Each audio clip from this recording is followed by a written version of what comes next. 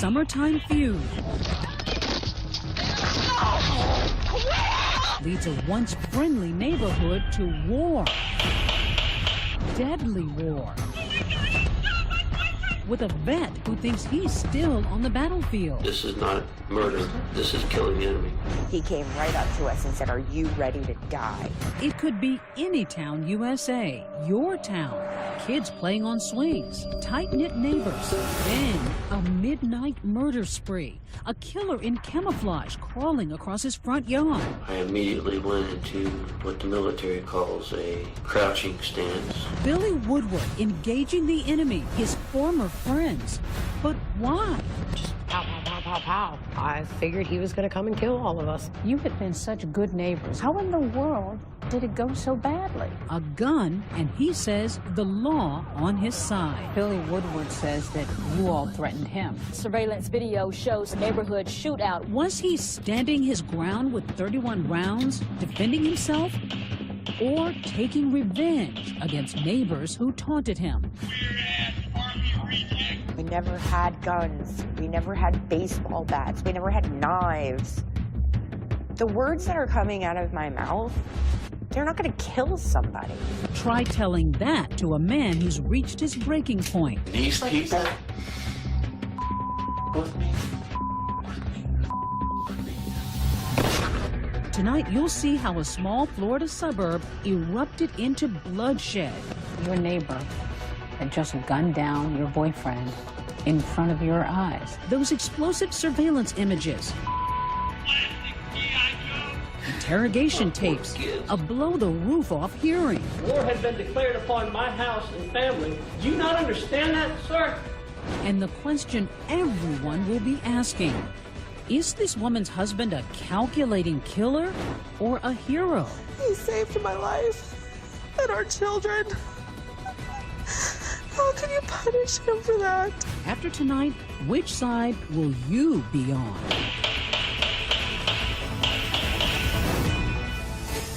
When we return. Now back to 2020's The War Next Door. Good evening. Right here tonight, you're about to see how those few minutes of gunfire, 31 rounds caught on surveillance video, will change a neighborhood forever. Friends, the kind you'd hang out with, turning on each other to set off the war next door. But why? That's the big question, and it's part of the debate raging across this country, Elizabeth, that controversial Stand Your Ground law in 29 states. And the question, is it ever justifiable or just a blanket excuse to kill when in the wrong hands? So before tonight's show is over, you might be asking yourself, who's the bully here and who's the real victim? Once again, here's Deborah Roberts.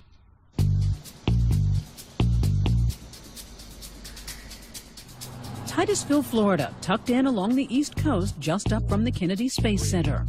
2, 1, liftoff. It's the Space Coast, NASA country, where big rockets shoot for the stars.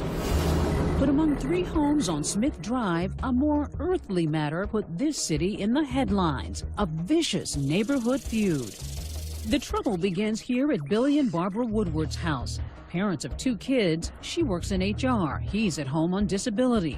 A Gulf War vet, he says he suffers from PTSD and anxiety, treated with a shoebox full of prescriptions. Across the street, Billy's good friend, Gary Hembry, lives with his girlfriend, Kim Salisbury, and their children. What was the relationship like between you two and the Woodwards? I get the impression that there was a good relationship. Gary knew them for years and years. Our kids would go on hay rides with him. It seemed fine. They were so close, Woodward even loaned Gary money. Gary's house was bursting at the seams. An old friend, Roger Pichor, and his girlfriend had moved in with her children. The crowd from Gary's home often spilled next door into the yard of welder Tim Blake and his wife, Carrie. I thought it was a nice place. I mean, all the neighbors seemed really nice. You know, it was very quiet, quaint. Kids were playing all the time. A tight group of neighbors all getting along. Billy's wife, Barbara, still recalls the happy days on Smith Drive when all the children played together. Is that the swing set that you put up? I saved for years to buy that swing set. All the kids would come over and play on it. My daughter loved it. They even bond over chickens. Billy decides to raise some in his yard. Not exactly legal, but no one seems to mind. He considers them therapy animals. They were like pets. You could pick them up and handle them. They were very friendly. How many would you guess you had? I don't know, about 20 or so. Oh. Life was mostly fine until an incident with a birthday present. Billy and Barbara's daughter Ava was turning 12.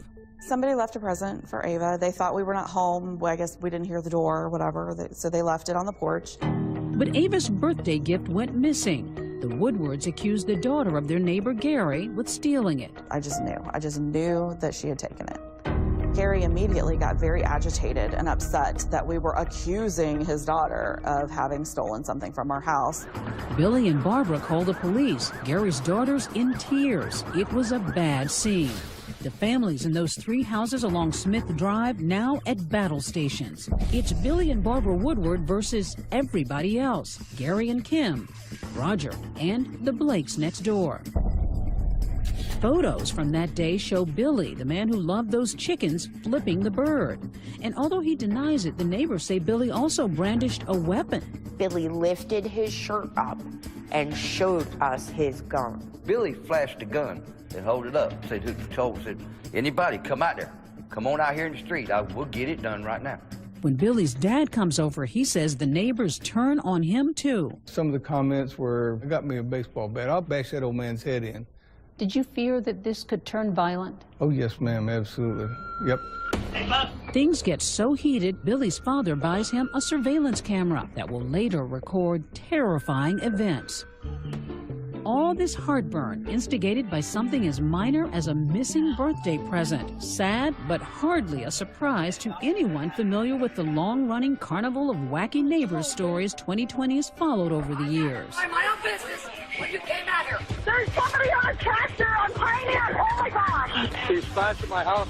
I'm getting out of here. Caterpillar crimes and misdemeanors. You better get some cops up here with the guns, because this son of a gun is crazy.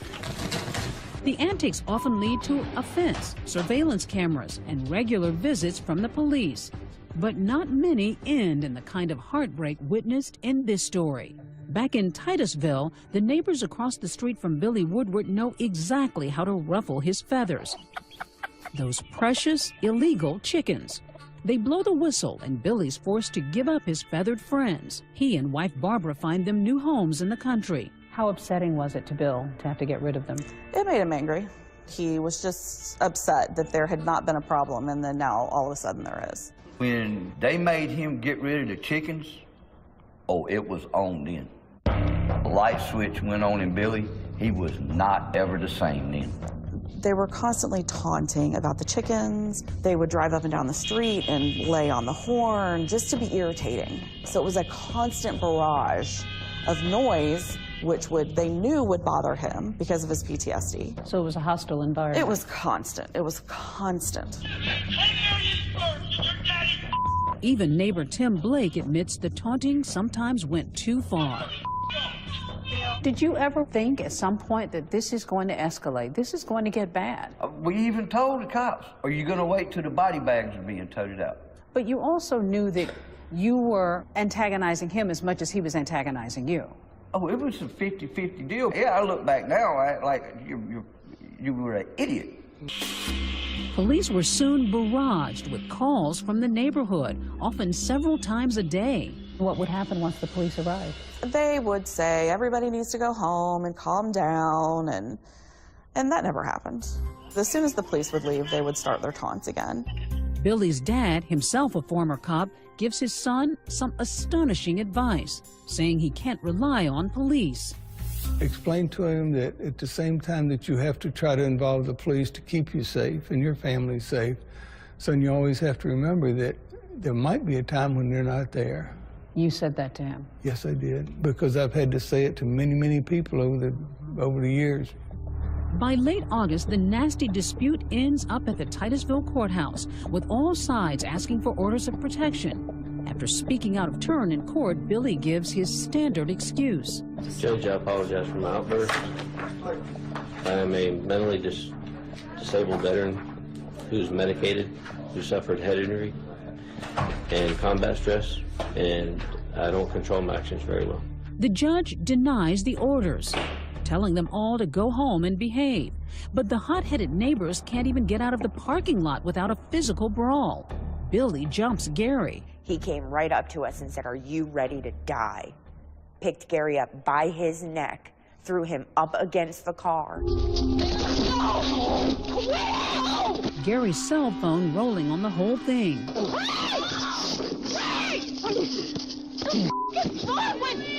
You psychopath! I'm okay.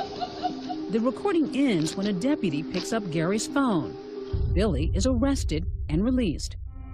5 days later, there he is on the surveillance camera with his gun, all that ammo, and his neighbors in his sights. Stay with us. Now back to 2020's The War Next Door with Deborah Roberts. The sun has set on a fateful Labor Day weekend in Titusville, Florida, the traditional end of a long, hot summer, the first Monday of September, and the last straw in a neighborhood feud, pitting Billy and Barbara Woodward against the folks across the street on Smith Drive. Gary Hembry and his girlfriend Kim Salisbury, their house guest Roger Pichor, and next door Tim and Carrie Blake. Enter the gunman, Billy Woodward, crawling on all fours into the frame of his own surveillance camera. I kept on crawling. I was on a military mission. I was going to end this war. It's just past midnight. He's slipping out of his home where his wife and 2 children are asleep to spy on his neighbors and the remains of a rowdy barbecue across the street. When you hunt down an enemy, patience is a virtue. If you have no patience, you're not going to make a good soldier. The next time we see him on that surveillance camera, Billy's across the street, approaching Roger and his son who'd been wrestling on the lawn. Roger's son jumped off his back when he saw me, and I shot Roger in the torso. You'll have to listen to the video to count the amount of times. Right now I couldn't tell you. He slumped to the ground. What's striking is how calm he is, how methodical and emotionless. Billy now turns his gun on Tim Blake, standing in his carport.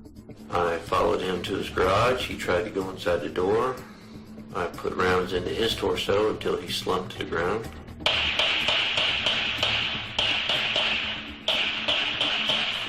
He shoots me about, I don't know, 5 or 6 times.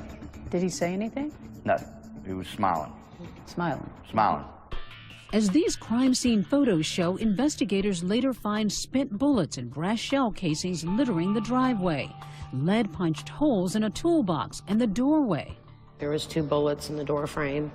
I had to call CSI out the next day to come pull them out. But most of Billy's shots find their target. 11 bullets hit Tim Blake. I got still a bullet in my backbone, one in my leg. And what's racing through your mind at this point? I was go ahead and say my prayers. Stuff was flying around my face. I just kept getting shot everywhere. And then I was like, damn, I'm already dead. I just ain't had time to die yet. I opened the door and saw you laying in a pool of blood, didn't know if you were dead or alive, and closed it and called 911. Carrie, did you think you were going to be killed? I did.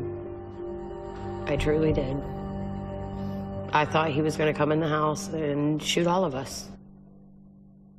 Then, a deathly silence. But Billy isn't retreating, he's reloading. A fresh clip with 15 more rounds. And now Billy's ex-friend, Gary Hembry, father of the little girl in the birthday present spat, follows his girlfriend Kim out their front door, straight into the line of fire. Gary Hembry come out of his garage and said, "What the hell's going on out here?" And I had a clean shot at his chest, and I put one dead center of his chest. He slumped to the ground. These official police sketches obtained from court records by 2020 show the position of Gary Hembry's body, just a few feet from his front door. Trapped under her bullet-riddled car next to her wounded boyfriend, Kim sees Woodward closing in. He came back and I watched his feet walk up very slowly, and he emptied the rest of the clip out at my boyfriend.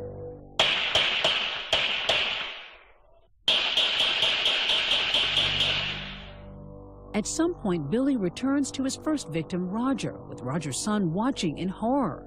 And my dad was just laying there like this. And he pushes him over because he was laying on his stomach and flipped him over and like pushed his head, and his head just went like that and put it right to his head, point blank, just And shot him again? Two right to the head.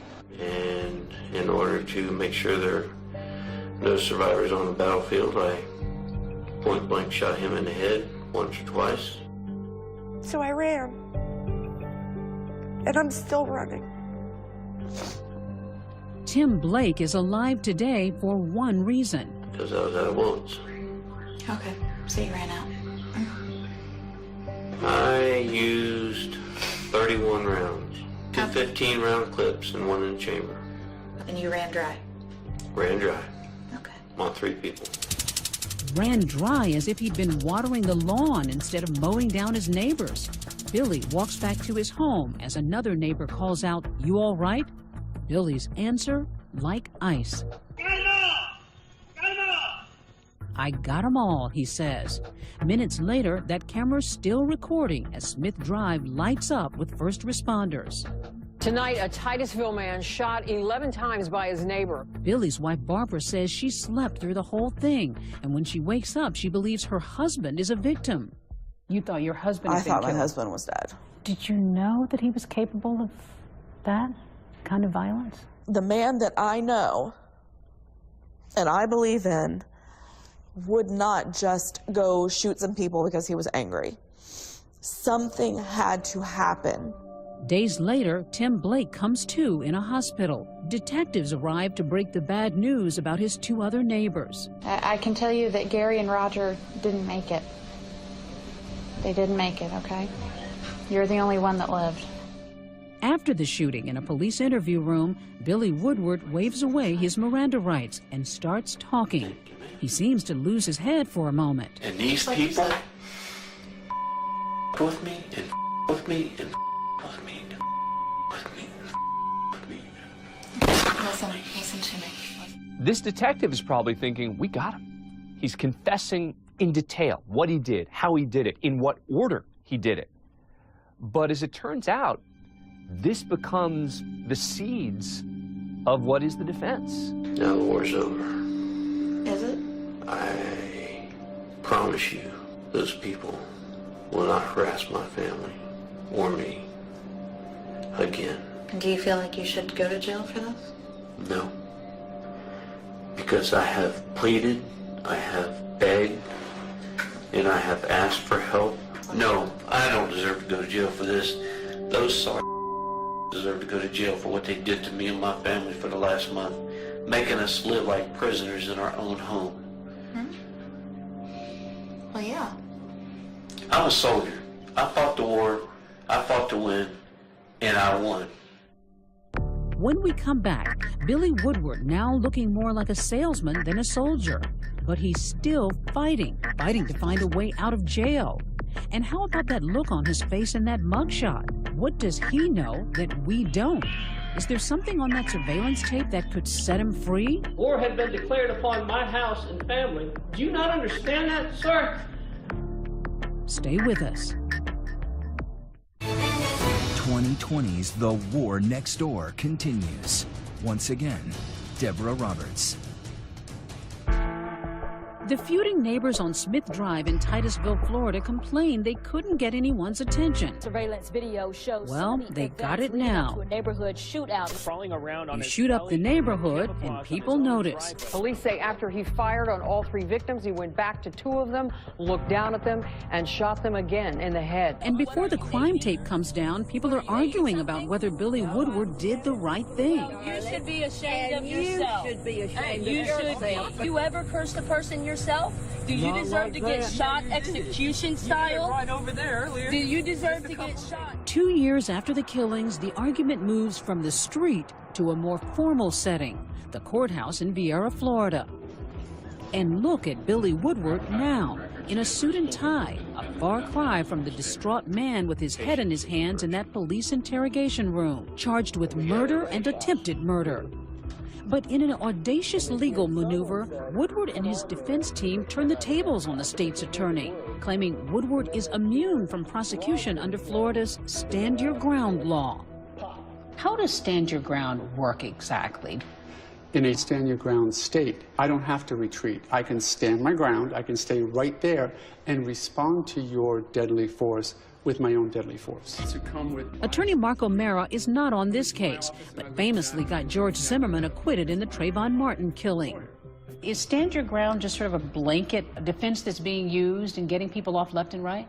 It's really not. No, stand your ground has gotten sort of a very bad connotation since the Zimmerman case, but it's not used very often. Okay, look, I'm going to have to defend myself. Maybe not, but when it is used, it can cause quite a stir. One of the most stunning Stand Your Ground defenses happened in Texas. A shot in the dark by a neighbor who claimed his life was in danger too. The case of Raul Rodriguez, like Woodward, a killing caught on camera. Won't y'all turn that down, please? He went to his neighbor's house to complain about loud karaoke music at a little girl's birthday party. Don't come any closer, please. I'm telling you, stop. I said stop right now or I will shoot you. Stop! Get back! And I was, no, stop. I'm in fear for my life. Get away from me. Get away from me. Saying he was attacked, Rodriguez shot and killed the birthday girl's father. He went to prison for murder, but his conviction was recently overturned, and he's been set free pending a new trial. Back in Florida, Billy Woodward, half smiling for his mugshot, is hoping to spring himself from jail, too. In this courtroom, a special Stand Your Ground immunity hearing. No jury, just a judge. Billy and his attorneys must prove that in the same circumstances, a reasonable person like you or me would have done what he did. We have to prove that his fear was reasonable by a preponderance of the evidence. That is the law. Prosecutor Gary Beatty. So what he's now asking this court to do is to say, I may have been mistaken about what I was believed was about to happen. And yes, based on that mistake, I killed 2 people, but you know what? Never mind, I shouldn't be held accountable for that. But Woodward's defense team arguing, since Stand Your Ground takes away the duty to retreat, it means you can attack. And you are allowed to continue that use of deadly force until the threat is totally eradicated. And that is what Mr. Woodward did.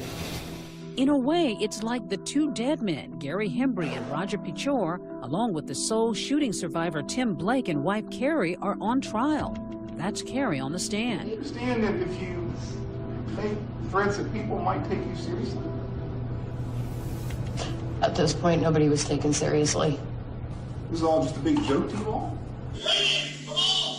The defense plays the surveillance video from episodes in the weeks before the shootings, highlighting vile taunts and threats aimed at Billy Woodward and his family, even against his 12-year-old daughter. Kim had initially said that she was going to have Ava, Billy's daughter, raped. And I made a comment as well, something about, yeah, and we're going to pay him to do it or something, because I was in the heat of the moment, hot-headed. You've got daughters. I do. I do. You can't take it lightly for somebody to say they're going to have your daughter raped. No. But he had also come outside numerous times and told everyone he was going to kill them. He was going to come in our houses when we were sleeping and take all of us out, including our dogs. Billy said this to you all? Billy said this to us, yes. Gary Hembry's girlfriend, Kim Sillsbury, is named as one of the ringleaders in harassing the Woodwards, but she denies some of the allegations. Did you threaten to burn down his house? No. Did you threaten to do anything to them? Not that I remember, no. Did you ever threaten to get somebody to rape his daughter? That's ridiculous. I have children. I had never gone out of my way to be violent to that man, and anything that I did say or could have said or may have said that I remember or don't remember, I never would have hurt anybody's child, ever. Billy Woodward says that you all threatened him. The words that are coming out of my mouth, they're not going to kill somebody. What do you say to someone who might say that you all sort of provoked some kind of violence here. Nobody has the right to take someone else's life. Nobody has that right. Mark O'Mara says the immunity hearing could backfire. Was this a big gamble for his defense team? In my opinion, it is. You have to put your client on the stand, and that's always a risk. Tomorrow, we expect to hear from the defendant, who was accused of killing his neighbors. Still ahead, Billy Woodward takes the stand, delivering powerful testimony. If I'm inside my house, I'm trapped like a rat. And stunning claims that he believed the neighbors were armed with more than sharp tongues that night. A baseball bat, gunshots, and a firebomb. Are those neighbors really innocent victims? Stay with us. 2020 continues with the war next door. Here again, Deborah Roberts. They patched up the bullet holes and swept away the lead. But now the state of Florida wants someone to pay for the shooting of 3 neighbors. And it's turning out to be trickier than expected. You might think Billy Woodward, the man who shot his neighbors, would be a pariah, an outcast. But his wife Barbara says it's quite the opposite. Families of the victim see your husband as a villain. How do you see your husband? He's not a villain. He saved my life, and so some people would call that heroic. A hero? In the Woodward's old neighborhood on Smith Drive in Titusville, Florida, plenty of people seem to agree. There are literal signs of support. Hi, I'm Deborah Roberts from ABC News. How are you? Larry and Marty Malden live just down the street. Why do you have that sign in your yard? I support Billy. In my opinion, I'd like to see him walk. You'd like to see him be released from jail? Right. Some people would say, okay, neighbors have disputes, but you can't go out and shoot each other. If he'd threatened my family and my house like he did theirs, he wouldn't have lasted this long. I would have killed him before this. You're sorry anytime someone dies, but these people just made this neighborhood just a holy hell. They all ganged up on Billy and his wife and his family. Scott and Lydia Crow, who lived behind Billy and Barbara Woodward, had a front row seat to the feud. They're taking Woodward's side. Was it kind of bullying? Yes. Like it was adult bullying is exactly what it was. And any time he would call the police department, it was 6 people's word against his. They say they were even drawn into the conflict when Carrie Blake threatened them and other neighbors. And Carrie took her finger and pointed at our house and pointed at Billy's house, like, we're going to get you, and we're going to get you, and we're going to get you. Okay. Sir, come on up here and take the witness stand. Back at the courthouse, Woodward's defending himself during a stand your ground hearing. Do you swear or affirm the testimony you give in this case is the truth, the whole truth, and nothing but the truth, so help you God? Yes, Your Honor. If they can pull off this legal maneuver, he can avoid a trial and be set free. They were becoming more hostile, and the threats were becoming more real. His lawyers try to prove that during weeks of taunts and threats, Woodward showed restraint. There were periods of time when you were actually angry and enraged, is that correct? Yes, sir. Did you get a gun, walk across the street, and shoot somebody? No, sir. Right after the shootings, Billy Woodward never mentioned weapons or an imminent threat. But now, with everything on the line, his story of what happened the night of the shooting has critical new details. His lawyers producing this Facebook photo of neighbor Roger Pichor, one of the men Billy killed, holding a rifle. They cue up that surveillance video. At about 10:22, you hear sounds of that rowdy barbecue across the street. At 10:41, here are the neighbors taunting and cursing at Billy. At 10:54, Billy says he hears shots. And I distinctly heard from my house, with my window cracked, 4 cracks of a .22 automatic firearm. Unmistakable cracks of a .22 automatic rifle or pistol. And I heard bang, bang, bang! Listen again. Sound like gunfire to you or just firecrackers? That is a .22 automatic. At 11:05, Billy says the neighbors are talking about a gun. The girl said they've got a gun. Oh my God. To that effect, they've got a gun. So at that point in time, what's going through your head? Death for me and my family. And now they're serious. Why didn't you call 911? They don't come. The last time I called the cops, it took them 10 minutes to get there. Left me hanging down the road with my dog. Out and exposed. With nothing to protect me. Then at 12:02, just after midnight, Billy says he sees his neighbors set something on fire. And that's when he gets his gun. Now, what about that caused you to arm yourself? Because I didn't know if that was a Molotov cocktail fixing to come through and into my house.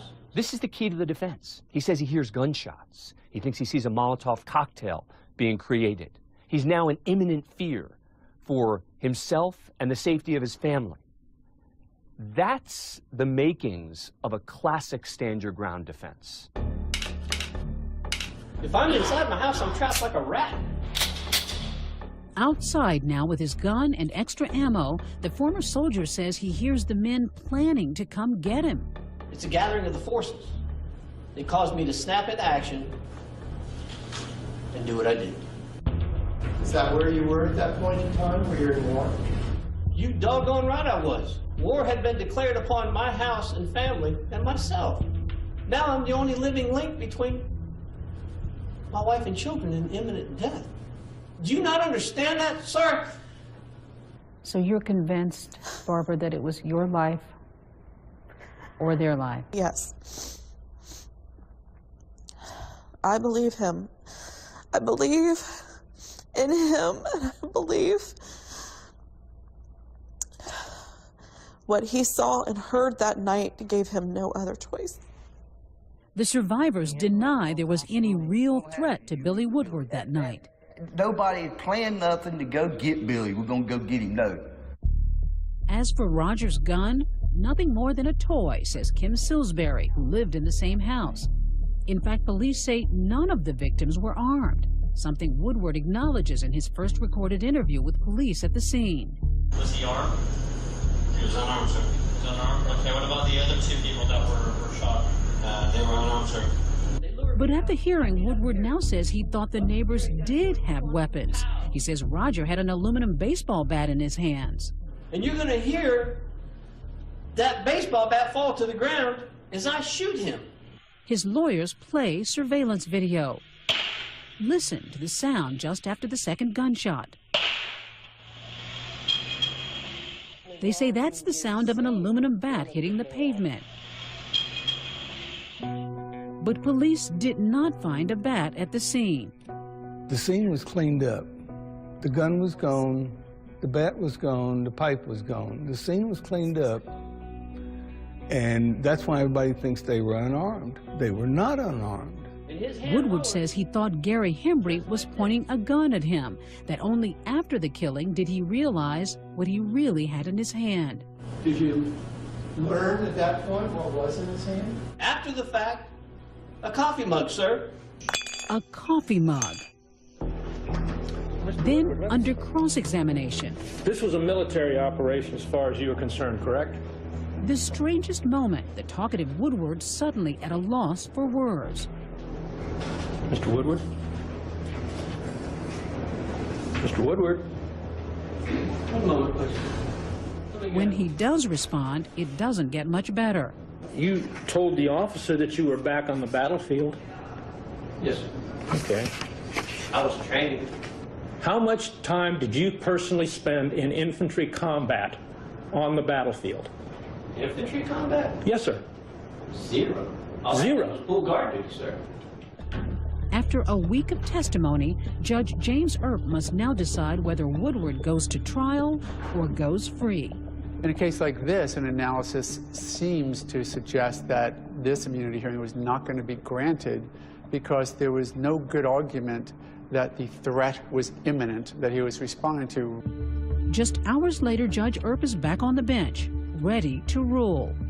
If you'd like to get up and leave after you know what the ruling is, you're welcome to do that, of course. When we come back, the ruling that will decide whether Billy Woodward was standing his ground on his neighbor's lawn. Stay with us. 2020 continues with The War Next Door. Once again, Deborah Roberts.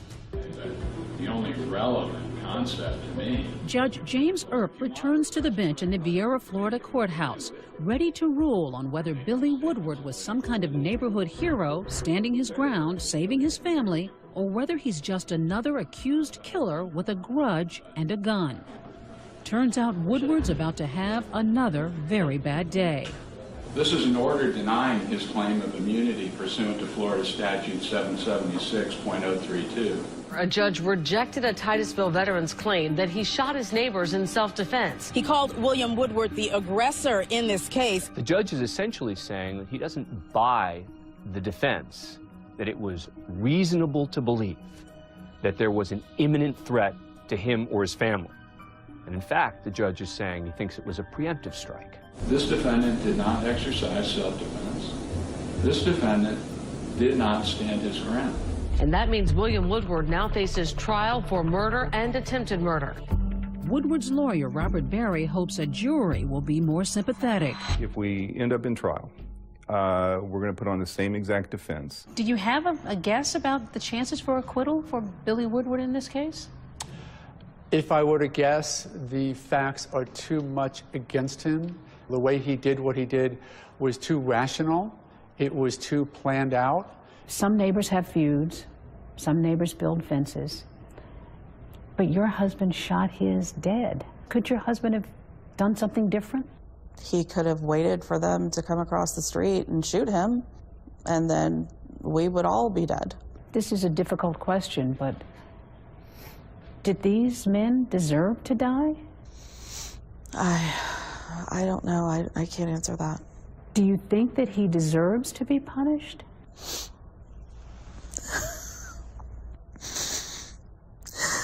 How can you punish someone for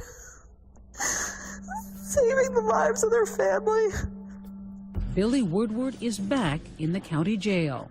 Not for long. You're convinced that he's going to prevail? I'm convinced he's coming home. Absolutely. That man needs to be behind bars. There's something wrong with him. He could face the death penalty. I'm okay with that. He's facing possibly the death penalty. Uh-huh. Should he be put to death? Yes, I think he should. I think he should die. But Jeannie Huppert, the mom of Gary Hembry, shot with a coffee cup in his hand, doesn't want anyone else to die. No, not to death, no. I don't want his mother to go through this. I don't want his kids to ever go through this. It's not going to bring Gary back. Nearly 3 years since that nightmare on Smith Street, one final heartbreaking twist. If Billy Woodward had held his fire just a few more days, his neighborhood feud would have ended on its own. Gary Hembry was planning to move, and the Woodwards were just days away from packing up too, ready to close on a new house. Woodward even mentions it to detectives. Had you ever thought about killing them before tonight? No, you know why? Because we just signed on a brand new house. We're going to a new neighborhood. It was like if this had just lasted another 30 days, everybody would have gone their way and they'd all live peacefully, the rest of their lives. But it didn't happen that way. You would have been out of this neighborhood. In days. And that's all we wanted, was to go somewhere where we could live in peace and quiet. How is life now? You moved, you're no longer in that neighborhood. We're doing okay. We love our new neighbors. We love our neighborhood. Kids have lots of friends to play with. No arguments with your neighbor? No. 0.0. My son still misses this house because it's all he knew. And this is the house where Daddy lived with us. I see a sign here that says, "We support Billy Woodward." So some of your neighbors, or former neighbors, are still standing behind you. Yes. Despite the judge's ruling, Billy Woodward is still innocent until proven guilty. A jury will have to decide whether he committed murder or something else. But there's no question that he did terrible harm to many families, including his own. How are your children understanding, or do they understand what went on? My daughter does. She understands. My son just wants Daddy to come home. All he knew was He woke up and Dad was gone, and he doesn't understand why these people would keep his daddy from him. Billy Woodward faces another hearing next week, and his murder trial may come up late this year. So now you wait. Now we wait. And see what a jury will decide. And that's our program for tonight. Thanks for watching. I'm David Muir. And I'm Elizabeth Vargas. For all of us here at 2020 and ABC News, have a great night and a great weekend.